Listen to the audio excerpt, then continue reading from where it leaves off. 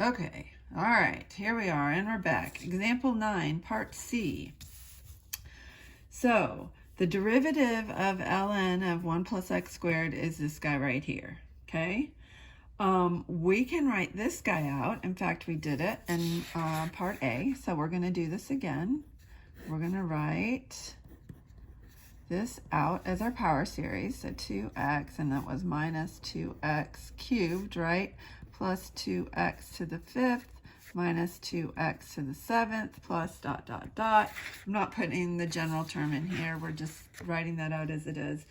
And so if ln of 1 plus x squared is the derivative of this, if I integrate, I can then get a power series.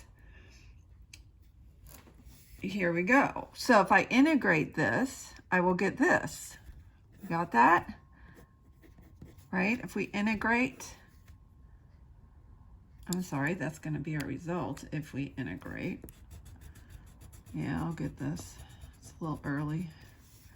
All right, so here we go. So let's integrate this. Isn't that going to be x squared over 2? And then minus what happens here, that becomes x to the 4th over 4. I'm going to make that a 1/2 x to the 4th.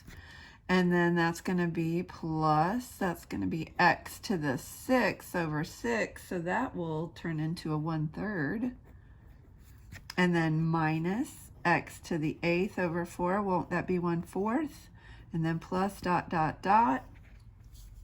And they said in this example part to write this out as the first 4 terms centered at 0. Whew, look at us go. So we integrated both sides of this.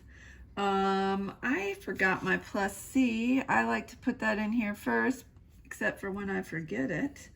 And again, if we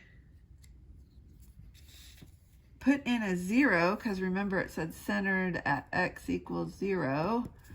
If we put in a 0 for everything, won't our c be 0 again?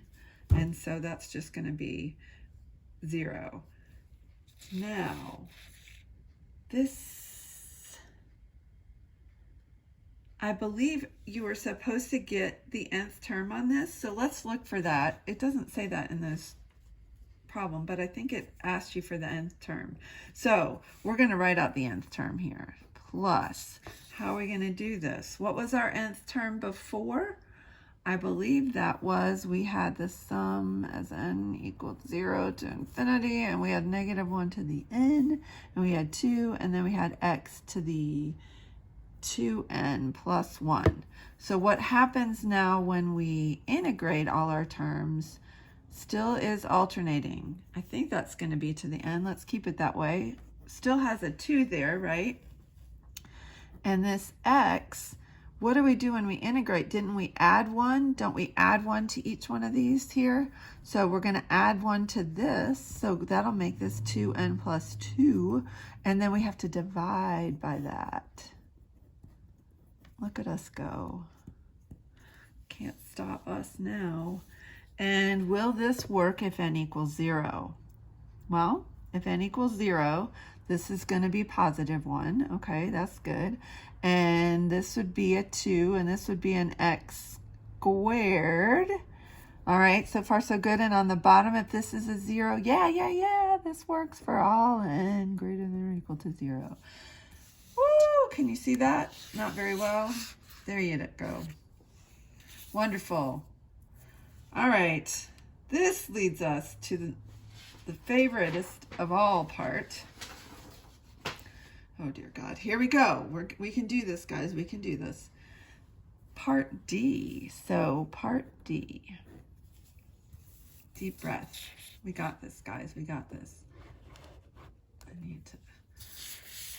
All right, so part D says, let f be the function given by this.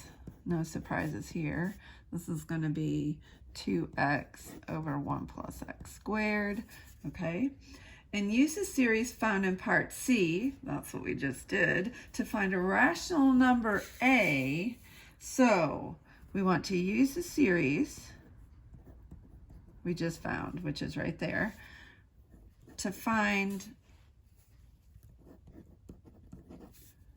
a number A, okay, where if we take the absolute value of A and we subtract ln of 5/4 randomly, that's going to be less than 1/100. Guess what? This is an error question. And we have an alternating series, so we're going to have to use our alternating series error information that we've stored. And what this is asking is we want an error to be less than 1/100. So we have to figure out what term is going to, in fact, give us a result less than 1/100. Remember, alternating series error, that's where we would like sum the first three terms, and then the fourth term would represent our error, and we'd add and subtract that to our sum. Kind of remember that? Well, this is another way to ask a question about error. And it's a little, we got to figure out some stuff here. What does this mean? Well, our function is ln of 1 plus x squared, and we need the result of 1 plus x squared to be 5/4, sorry.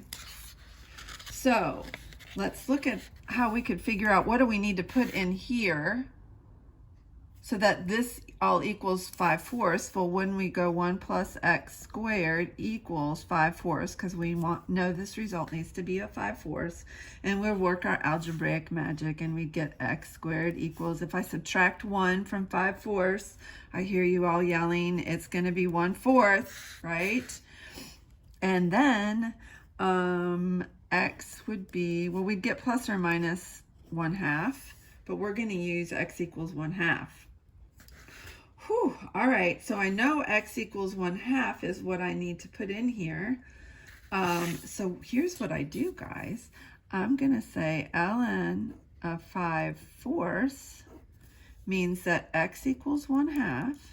So I have my power series from part C, which they did in fact mention I should use that. I'm going to replace my x's with 1/2. So here's what that's going to look like. 1/2 squared minus 1/2 times 1/2 to the 4th plus 1/3 times 1/2 to the 6th, right?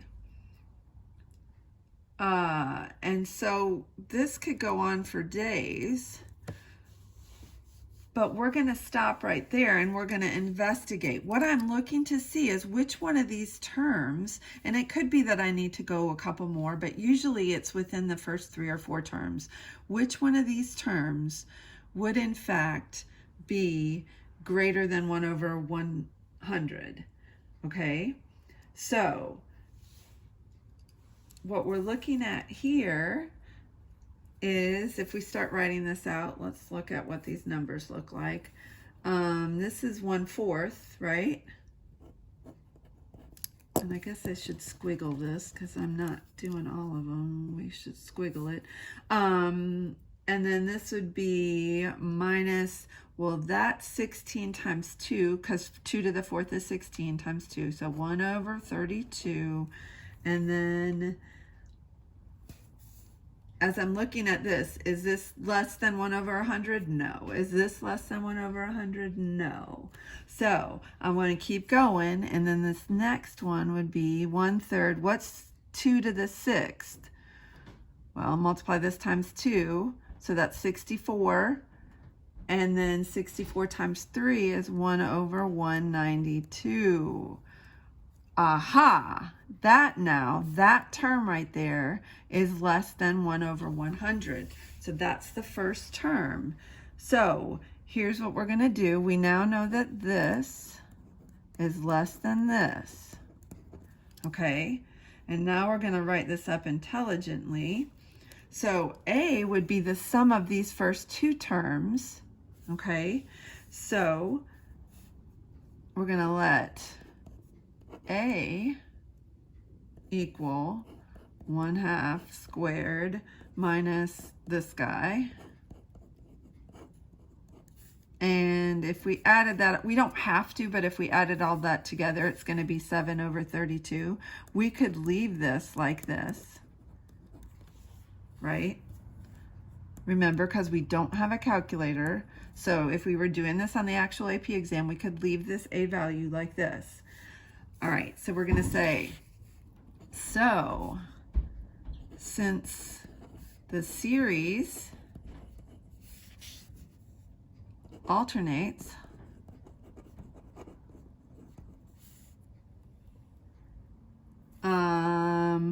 with terms that decrease to 0. So I'm mentioning the fact that it alternates and the terms go to 0. The limit will be 0. Oops, I don't need to write all that. Say the limit and then goes to infinity. Let's just say the limit is 0. Limit is 0. So here we go. The absolute value of A minus ln of 5 over 4 is less than 1 over 192, which was our third term, right? And that's so the third term is the first unused term, when, let's just say, which is less than 1 over 100. Whew, there we go. Now, I hope you could have seen all that. Again, I will post these notes too, so if this was hard to follow, hopefully this makes sense. This is our first lesson. More lessons to come. It's been fun. I miss you guys already. Ta.